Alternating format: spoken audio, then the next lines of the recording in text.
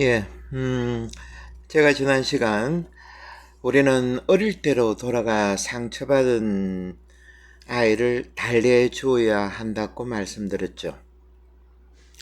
제 개인적인 체험을 말씀드리겠습니다. 우리의 어릴 때의 기억은 얼마든지 왜곡될 수 있다는 겁니다. 제 밑에 한 살 밑에 동생이 있는데 50년 전, 45년 전에 있었던 어떤 사건인데 지금 여기서 그 사건을 제가 기억하는 거하고 동생이 기억하는 거하고 정반대임을 저는 알아채고 놀랐습니다. 이처럼 과거의 기억은 지금 여기 내가 어떤 상태에 있는가 따라 가지고 서로 간에 얼마든지 왜곡될 수 있다는 겁니다. 뇌과학자들도 이야기를 합니다. 뇌과학자들이 우리 기억은 아주 취약하다고 합니다. 그래서 서로 대인관계 중에서 이런 사람들이 있죠. 내가 봤다. 그리고는 틀으려고 하지 않습니다. 참으로 이런 사람들 조심해야 되죠. 이런 사람들은 절대 안 받기를 그럽니다.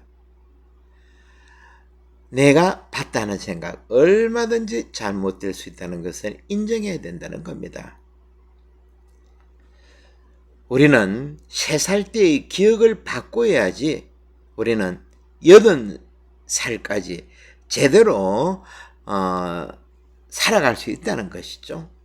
왜곡됨이 없이. 우리는 중년 여행을 통해서 3살 버릇을 고치자는 겁니다. 그리고 또 한 가지는 저는 동생하고 이야기했지만 저희 아버님하고도 어떤 그 어릴 때 기억들인데 아버님이 좀 목소리가 크셨습니다. 그리고 또 항상 어떤 일에 실수를 용납하지 않았습니다. 그래서 지금도 제가 식당 가거나 하면 누군가 옆자리에서 큰 소리를 치면 불안합니다. 그리고 상대방의 목소리가 크면 저도 같이 감정적으로 휩싸이게 된다는 거죠. 왜 이런 것들이 일어날까? 심리학자들의 말을 빌리자면 우리들은 내 안에 수만 개, 수십만 개 되는 비디오가 저장되어 있답니다. 각 목록으로 돼가지고 저장되어 있다고 합니다. 채곡채곡 쌓여 있다고 하죠. 이런 것들이 어떤 상황이 되면, 예를 들면 명절 때 다 모이죠. 수십 년 전에 옳게 하고 어떤 일 때문에 안 좋은 기억이 내 안에 있을 때 같이 사이좋게 찌짐을 굽고 만두를 빚다가도 한마디 툭 던졌을 때 속이 디비진다는 겁니다. 속 시끄러진다는 거죠. 아무것도 아닌데, 별소리 아닌데 그냥 별 생각 없이 한마디가 나를 휘젓는다는 겁니다. 그리고 부부들 간의 관계도 마찬가지죠. 참 저는 모르겠지만 부부간에 수십 년 살아가자면 참 쉬운 일은 아닌 것 같습니다. 그래서 어느 성인의 이야기를 한 가지 들려드리겠는데 팁으로 어느 자매님이 빈첸시오 성인이죠. 찾아왔습니다. 수도원에. 고백을 합니다. 저는 남편하고 매일같이 싸웁니다. 하루라도 편안한 날이 없습니다. 매일 남편이 들어오는 시간은 전쟁입니다. 가만히 듣더니만 빈첸시오 성인이 이렇게 말을 했습니다. 자매님, 비결을 한 가지 알려드리겠습니다. 뭡니까? 이 자매는 아주 이제 그거지 절대일명의 팁이죠. 수도 뒤에 돌아가면 우물물이 있는데 오늘부터 그거를 한 바가지 떠고 가가지고 매일 수도에 와가지고 남편 들어오기 전에 띵동 하면 그 전에 물을 삼키라는 겁니다. 그리고 5분만 물을 머금고 있으라는 거죠. 성인이 시키니까 이 자매는 그냥 안 할 수가 없죠. 수도원에 물을 떠서 집에 가서 띵동 소리를 듣자마자 물을 삼키고 남편이 들어옵니다. 그날도 막 잔소리를 하죠. 자매는 어떻겠습니까? 말을 못 했습니다. 입에 물이 있으니까. 이것이 하루, 이틀, 3일, 한 달, 2달 가다 보니까 그 집에는 언제 싸우느냐는 듯이 평화와 행복만이 흘러 하루하루가 행복으로 가득 찼다는 겁니다. 그래서 성인에게 와서 성인님, 빈재수 성인님 너무 감사합니다. 근데 어떻게 해서 그 수도원 물이 어떻길래 우리 집에 이런 평화가 옵니까 하니까 성인이 씩 웃으면서 이야기를 하죠. 한마디만 참으면 이처럼 우리 뇌는 편견이 있다는 겁니다. 오늘 또 남편이 무슨 소리를 할까? 한마디만 마주치는 거죠. 이것을 이제 우리는 지켜보는 겁니다. 그럴 때 달라진다는 거죠. 우리의 반복적인 감정 패턴은 표면상으로는 잘 감추어져 있지만 이렇게 외부 자극이 남편의 말 한마디가 명절 때 올케들의 말 한마디가 있을 때 쑥 하고 올라온다는 겁니다. 지금 이 시간에 죄를 짓고 교도소에 간 사람들의 대부분이 이런 과거의 왜곡된 잘못된 기억 때문입니다. 어릴 때의 상처받은 기억을 치유 못했기 때문이죠. 오늘은 제 이야기를 많이 하는데 제가 7, 8년 전, 10년 전쯤에 대리운전 택시를 몰았다고 말씀드렸죠. 택시를 몰았는데 저녁에는 저는 안 나갔습니다. 왜 안 나갔는가 하니까 술을 한 잔 먹은 형제들을 태우면 너무 제가 힘들었습니다. 뭐 심지어는 어떤 사람은 술이 취해가지고 택시 운전 자격증을 보자. 그리고 제가 또 하도 힘들고 해가지고 라디오를 켜놓으면 또 잔소리하는 겁니다. 건방스럽게 왜 클래식을 켰냐고. 저는 도저히 술 취한 형제들을 태울 자신이 없었기에 낮에 주로 운전했는데 그러다가 대리운전을 한번 한 적이 있었습니다. 택시가 끝나고 밤 11시쯤에 어느 손님을 태워가다가 서로 간에 의사소통이 안 되었죠. 손님은 이렇게 저렇게 가자 했는데 그 길은 불법입니다. 불법 유턴해야 되기 때문에. 그래서 불과 몇 분 차이 있는데 손님이 원하는 방향하고 조금 달리 갔죠. 제가 전에도 택시 했기 때문에 부산 지리는 잘 압니다. 크게 둘러갈 일도 아닌데 그때부터 이제 손님은 저에게 퍼붓는 겁니다. 몇 번이나 제가 미안하게 되었다 해도 안 되는 겁니다. 그러면서 뭐라는 거니까 아저씨 왜 가난한 사람이 부자가 못 되는지 아세요? 뜬금없이 그 말을 들으니까 할 말이 없었죠. 또 제가 생각해도 제가 부자가 아니었기 때문에 그래서 제가 그런갑습니다 하고 얼른 그냥 말을 끝이려 하는데 이렇게 말하는 겁니다. 아저씨처럼 고지식하고 새로운 것을 배울 의지가 부족해서 그래요. 그때 저는 밤 11시까지 밥도 못 먹고 겨우 5,000원 정도 벌기 위해서 이런 소리까지 들어야 하나 서글픈 생각이 들었지만 싸울 힘도 없었고 그래서 웃으면서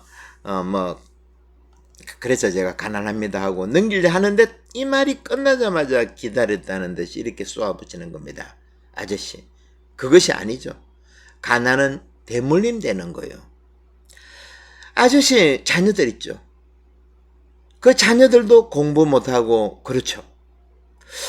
저는 이 말을 듣는 순간 온몸이 떨리고 심장이 쿵쾅거리는 겁니다. 그 짧은 시간에 제 머릿속에 이런 생각이 드는 겁니다. 제가 만일 못 배웠고 진짜 가난하고 내 자녀들도 공부 못하고 나를 쏙썩였다 그러면 이 소리를 듣고 내가 어떻게 반응했을까? 그러면서 저는 왜 사람들이 서로 해치고 죽이고 하는가를 그때서야 제가 실감하게 되었습니다. 그러면서 또 한 가지 생각이 드는데 왜 그런 생각이 드는지는 몰랐습니다. 저 손님이 내가 앞으로 맡을 본당의 사목위원이 될 수도 있겠다 하는 생각이 갑자기 들었습니다. 그때부터 저는 그 손님을 태워주는 기껏 한 20-30분 거리인데 그 손님을 보지 않으려고 무던히 애를 썼습니다. 저 얼굴을 내 기억 속에 넣지 않기 위해서. 그날 저녁 저는 밤새도록 밥도 못 먹고 온몸을 떨면서 신음소리를 내면서 잠을 잘 수밖에 없었습니다. 제대로 잘 수가 없었죠. 저 사람은 직장에서, 가정에서, 교회에서 어떤 가면을 쓰고 살아갈까 하는 생각들이 저를 잠 못 들게 했습니다. 이런 모든 것들의 원인도 실상 이미 7살 이전에 감정적으로 성숙을 못 시켰기 때문에 그런 뭐라 그럽니까? 아주 아픈 이야기들이죠. 당신 자녀들은 어떻게 되냐고, 가난한 대물림 된다고 이런 말들이 함부로 나온다는 겁니다. 그래서 예수님께서도 십자가상에서 말씀하셨죠. 아버지, 저 사람들은 자기들이 하는 짓을 모릅니다. 이렇게 가짜 자기는, 과거의 왜곡된 기억은 이렇게 무섭다는 것입니다. 수많은 사람들의 경우 이러한 중요한 사실을 모른 채 남들 탓하고 부모 탓하고 외부 환경을 탓하면서 삶을 마감합니다. 그러기에는 우리 인생이 너무 아깝죠. 우리는 태어날 때 이미 엄청난 장치를 가지고 태어납니다. 우리 몸 자체가. 하지만 우리는 안타깝게도 가장 단순한 장치 몇 가지만 가지고 하루하루 살아가고 있죠. 자동차를 비유한다 그러면 우리는 거의 50년대, 60년대 식으로 자동차를 이용한다는 거죠. 문 열고 시동 걸고 그냥 운전하고 더 이상 알력하지 않습니다. 그리고 우리가 쓰고 있는 스마트폰도 마찬가지죠. 불과 2%, 3%밖에 사용 못하고 있죠. 한데 우리 몸은 그와 비교가 안 될 만큼 정교하고 복잡하고 대단한 몸이라는 겁니다. 우리는 나의 몸 사용 설명서가 어디 있는지도 모르고 이제껏 살아왔습니다. 50, 60, 70까지. 몇 가지 장치만 시동 걸고 운전하고 문 닫고 하는 그 정도만 가지고, 그러기에는 우리 인생이 너무 아깝죠. 이것을 보고 우리는 뭐라고 합니까? 허살았다.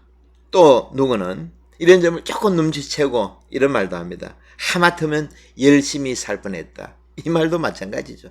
이제 깨우쳐가지고 내 몸 사용 설명서를 이제부터 펼쳐보기 시작한다는 겁니다. 제가 물질 세계가 교묘한 속임수를 쓴다고 지난 시간에도 말씀드렸습니다. 그래서 동양에서는 마야, 즉 환상, 환영이라고 한다고 했습니다. 특히 장자가 이 부분에 관심이 많았습니다. 호전몽. 그러니까 낮잠을 자는데 꿈을 꾸는데 나비가 날아가는데, 그래서 꿈에서 깨서 그 나비가 난가? 아니면 지금 이게 난가? 하는 그 호전몽이라는 재밌는 비유가 있죠. 그리고 또 장자는 오상아라는 그런 가르침도 우리에게 남겼는데, 이 오상아, 이 말은 무슨 말인가 하면 내가 나를 잃어버렸다 하는 한자 말입니다. 오상아, 내가 나를 잃어버렸다. 이 무슨 말인가? 물질 세계가 환영으로, 환상으로 나를 속여왔는데 그 속임에 넘어간 그 나가 죽었다는 겁니다. 우리말로 하면 이제서야 비로소 내 안에 바위를 걷어내고 내 안으로 들어가서 불멸의 다이아몬드를 찾았다는 거죠. 이것이 오상합니다. 이제까지 나는 진정한 내가 아닌 허상의 나로 살아왔다는 것을 고백하는 것이 오상합니다. 스웨덴 속담 중에 고통과 슬픔의 새가 우리 머리 위로 날아오는 것을 막을 수는 없지만 머리 위에 둥지를 털지 못하도록 우리는 막아야 한다라는 속담이 있습니다. 지금 제가 들고 있는 말씀들이 다 같이 쭉 연결되죠. 가짜 자기는 우리는 막을 수가 없습니다. 제가 말씀드렸죠. 그 되돌아온 악령의 비유, 루카복음의 되돌아온 악령의 비유에 대해서 제가 말씀드렸습니다. 내가 다 치웠다 하지만은 악령은 친구 7을 데리고 더 들어온다고. 이처럼 이 써야 되는 속담도 마찬가지입니다. 가짜 자기가 나를 설치는 것을 막을 수 없습니다. 심지어는 예수님조차도 사탄의 유혹을 받았죠. 그죠? 이 사탄이 바로 가짜 자기라는 겁니다. 나에게 유혹하는 거죠. 이 세상을 다 주겠다. 이 돌을 가지고 빵을 만들어 보아라. 저 위에 탑에서 뛰어내려 보아라. 이런 유혹들. 가짜 자기가 마치 고통과 슬픔의 새처럼 우리 머리 위를 날아다니고 우리 안으로 들어와서 주인처럼 행시하는 것을 우리는 막아야 된다는 겁니다. 날아다니는 거는 세된 속단처럼 우리가 어찌하지 못하지만 이놈이 내 안으로 들어와가지고 나의 주인처럼 행세해서는 내버려둬서는 안 된다는 거죠. 그러면 또 어떤 분은 이런 질문을 하겠죠. 왜 하느님께서는 그러면 가짜 자기를 만들으셨는가? 그런 질문이 나올 수 있겠죠. 왜 가짜 자기가 우리 안에서 이 세상에서 활보치게끔 만드셨나? 질문이 여기까지 나가면 악의 존재까지 다루어야 됩니다. 하지만 구약의 욥기를 보더라도 성경은 이 질문에는 대답하지 않습니다. 욥기도 마찬가지죠. 이 질문만큼은 대답하지 않습니다. 그래서 예수님도 신약의 예수님도 밀과 가라지 비유에서 그냥 내버려 두라라고 말씀하셨다는 거죠. 고통과 슬픔의 새가 우리 머리로 날아다니는 것을 어떻게 하지 말고 단지 내 머리 위에 둥기를 털게 해서는 안 된다는 것. 이것이 지금 우리가 하는 공부라는 겁니다. 제가 좀 전에 말씀드렸죠. 대리운전하면서 저에게 정말 아픔을 주는 그 형제. 얼굴은 못 봤지만 그 형제 같은 경우는 아마 이러한 것들을 가짜 자기가 둥기를 털게끔 허락했다는 거죠. 그러면 또 한번 다른 질문에 한번 답을 해보겠습니다. 그러면 왜 하느님께서 우리 인간을 만드셨나? 가장 기본적인 그런 질문이겠죠. 하느님도 홀로의 하느님이 아닙니다. 아시죠? 성부, 성자, 성령 공동체의 하느님이라는 겁니다. 그리고 하느님은 모든 것을 인간들과 함께 하고 싶어 하십니다. 하지만 우리 인간들은 가능한 하느님으로부터 떨어져 있으려고 하죠. 이 지구를 한번 보십시오. 너무나 예쁜 푸른 별입니다. 우주인들이 우주 비행사들이 한결같이 이야기합니다. 너무나 아름다운 지구라고. 그리고 산, 바다, 강, 이 땅 어디 하나 잘못 만들어진 것이 없죠. 제가 언젠가 오래전에 필리핀 바다에서 스쿠버 다이브를 한번 한 적이 있었습니다. 바닷속을 내려가 봤는데 그 바다 한 20m 정도 산호초에 있는데 저는 너무 놀랐습니다. 어떻게 그렇게 바닷속에 온갖 색깔로 천연색으로 그렇게 예쁜 산호들이 물고기들이 있는가? 말로 표현이 안 됐습니다. 그때 저는 이제 물을 겁을 안 냈었는데 집에 해운대인지라 같이 간 동료에게 내려가 봐라. 근데 그 사람은 못 내려오는 거죠. 물이 무서워가지고. 그때 제가 너무 안타까워가지고 그 신자분에게 내려오라고 하는 그 장면을 누군가 제가 사진을 찍었는데 그때 제 얼굴이 참 실감 났습니다. 같이 보고 싶었다는 거죠. 그리고 제가 또 이과수 폭포를 제가 옛날에 남미 쪽에서 교포사업을 했기 때문에 이과수 폭포를 간 적이 있었습니다. 저는 이과수 폭포를 보고요, 별 생각 없이 저는 사실 여행하는 걸 별로 안 좋아합니다. 안 좋아한다기보다는 그랬는데 별 기대 없이 갔다가 이과수 폭포를 보고 저는 정신이 나갔습니다. 너무 놀랐습니다. 이 폭포는 하느님이 아니면 만들 수가 없다. 폭포가 여러 수십 개죠. 이가수 폭포가 있는데 그 중에 한 군데는 악마의 목구멍? 아마 그럴 겁니다. 악마의 목구멍이라는 그 폭포가 있는데 이것은 정말 말로 표현이 안 될 정도입니다. 하느님은 이처럼 제가 간 몇 곳이지만은 이 지구는 너무나 아름답습니다. 이것을 만든 이유가 왜 만들었겠습니까? 하느님께서 함께 기뻐할 줄 아는 무엇이 필요했는데 그것이 우리라는 겁니다. 그래서 예수님은 우리에게 종이 아니라 벗이라고 부른다고 말씀하셨죠. 근데 우리는 어떻게 살아갑니까? 마치 종처럼 살아갑니다. 시계를 딱딱딱딱 하는 자동 인형 탭을 갖는 그 인형처럼 살아간다는 거죠. 이 삶을 영락없이 노예처럼 살아가고 있다는 겁니다. 주인과 관계없이 주어진 일에만 매달려 살아가는 종. 이제는 거쳐야 됩니다. 지금 우리가 중년 여행을 하는 이유도 바로 이런 것 때문이죠. 하느님은 우리에게 Shall we dance? 영어로 함께 춤을 추자고 손을 내어밀고 있습니다. 우주 만물과 함께 떨면서 춤을 추자는 겁니다. 이것이 바로 구약에서 말하는 창조 설화죠.